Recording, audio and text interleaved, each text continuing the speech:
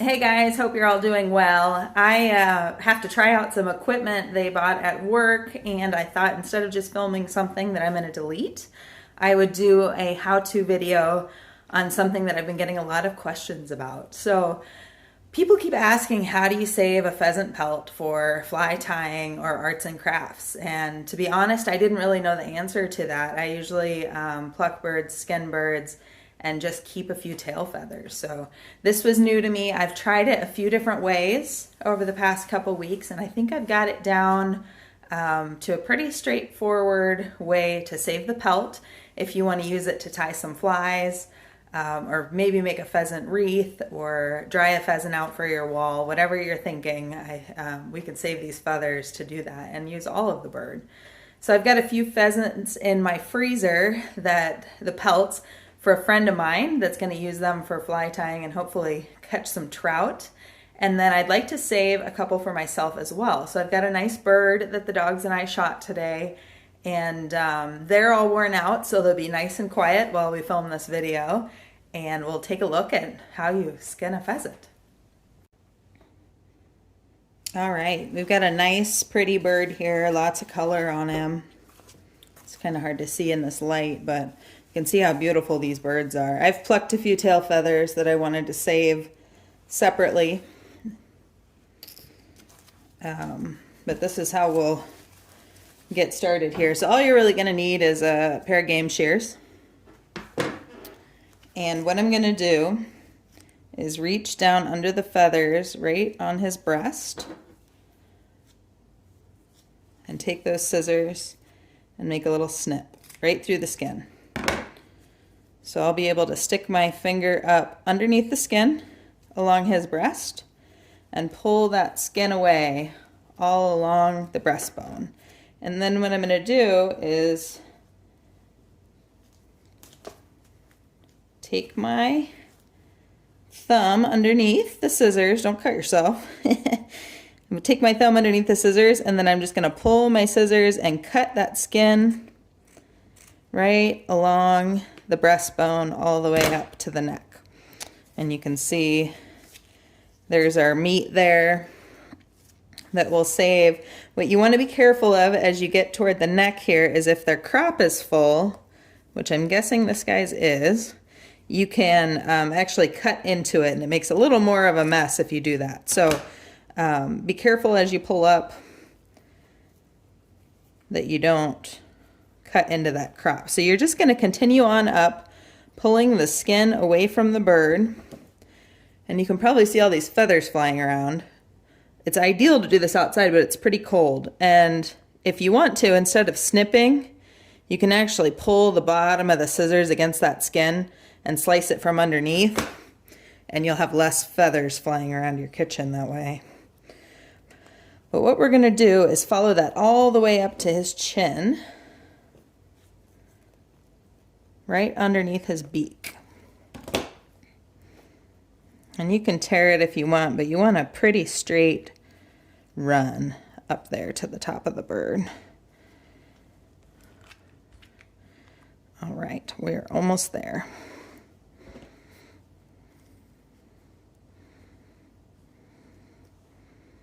And this way you can save those pretty head feathers in case you need them for anything. So I'm going to take this cut right up to the bottom of his beak.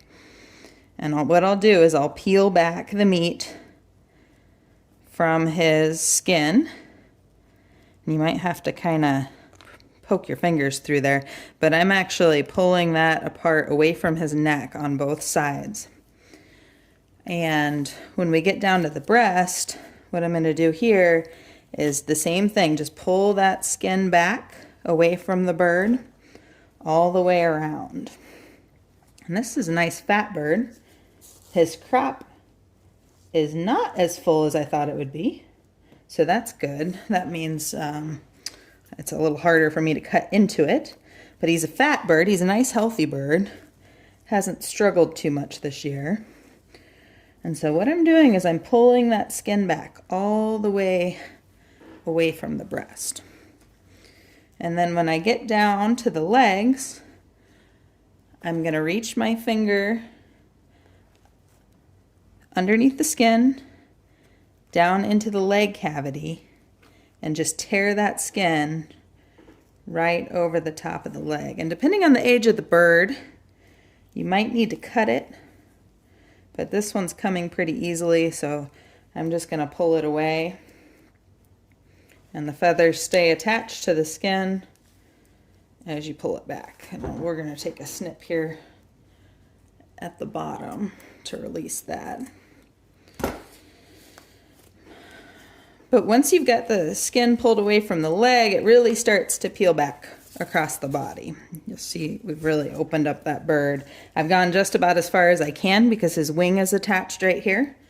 And so we'll do that same thing on both sides.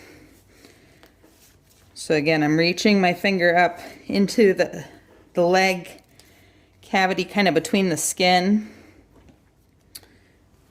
and the meat. And this side I'll show you. If you cut it, you just kind of follow that straight down and then pull that skin away from the meat all the way around the leg. A little snip at the bottom. I'm going to have feathers all over my kitchen. But I was cold, sick of being outside for now, so I'm going to go ahead and deal with it, vacuum them up later. All right. So once you've got the skin pulled back on the side of the breast here, what you want to do is kind of look at where the skin folds over. Make sure you can see that. And connects to the wing. And you want to get on the back side of that so you're not cutting a hole in the pelt. So I'm going to take just a couple little bitty snips here through this fascia. I think that's what it's called at least. So we're not cutting through the skin, we're just cutting through kind of the connective tissue that's holding on to the skin to free that from the breast. And once you get to where this wing is partially skinned and you can reach your fingers around it, we're almost there. So I've pulled the skin back from the wing. You can actually go ahead and take your shears in there and just cut. Oops. To get a little deeper. So that bone will break with a good pair of poultry shears. And you can just cut that wing right off. And then we'll continue working our way around the bird as we skin the bird. Most of this you can do by hand without a knife, but sometimes it's nice to have a little fillet knife to release some of the meat on the back side of the bird. So just working my way around.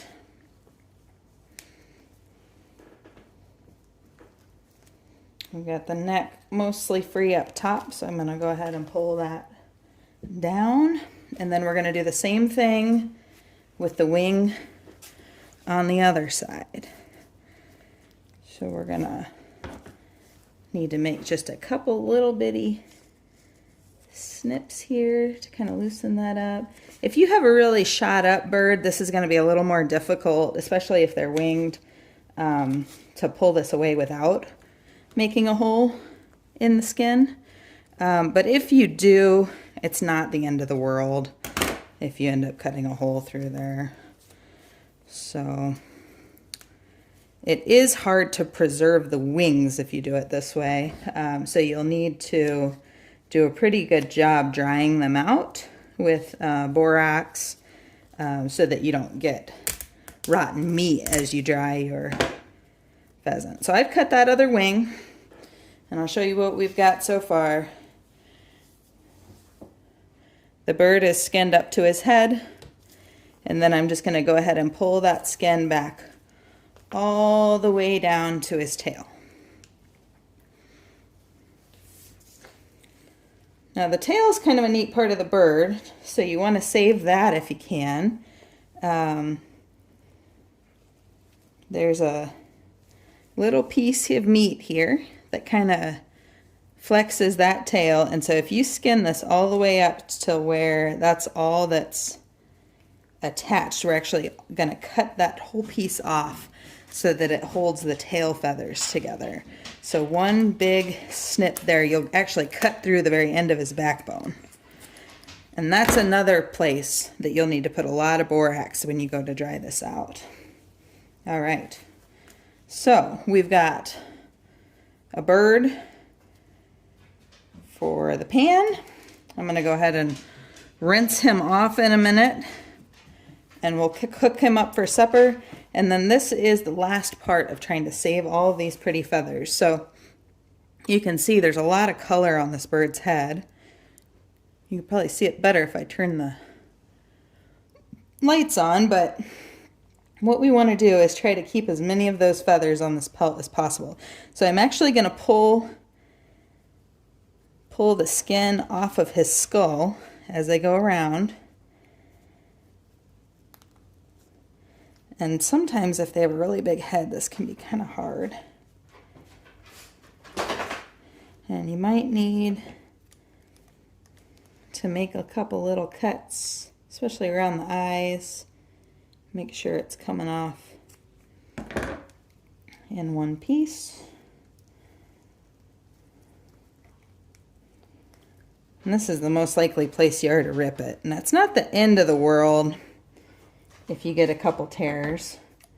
But it is nice to have as much of that color preserved as possible. I see why this pheasant died when we shot him. He's got a pellet right through his skull. So that's where you want to hit him. Nice, easy bird there. All right. So I'm going to take a little snip here along the bottom of his beak. And another one on the other side.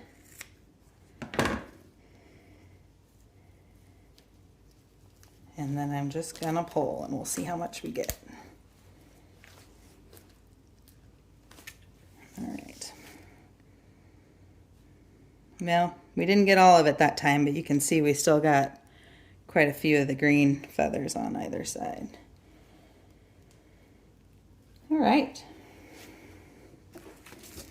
I don't eat the head, so I'm going to chop that off, set it aside, chop these legs, clean up my feathery mess in the kitchen. But you can see here, this is the end result. So you've got a nice light skin to save. He's got all those nice feathers on his back, and we've got the wings. Pretty much all of the colors of the bird are there for you. So a little piece of shot just fell out of his feathers. If I turn him over, you'll see where the meat in the wings are, here and here, and a lot of fat along the backbone, and then that meat down in the tail. And that's where you want to spread this out, spread borax on it, preferably outside in a place that's above freezing, and just let it dry. You can kind of pull it out and load it up with that stuff, and it'll suck the moisture right out of it and help you preserve it. So I say to do it outside because sometimes it can get a little stinky if you don't get enough borax on it, but I know plenty of folks that do it in the house too. So I'm sure your basement would work. You just keep an eye on it. Anyway, that is how to skin a bird. It's something new that I learned. How to skin a bird if you're going to keep the pelt. I hope that's helpful to some of you. I would love to see the crafts that you come up with. I know there's people out there that are a lot more creative than me, and I'd love to see the ideas you come up with to use these. So thanks for tuning in. Have a good afternoon.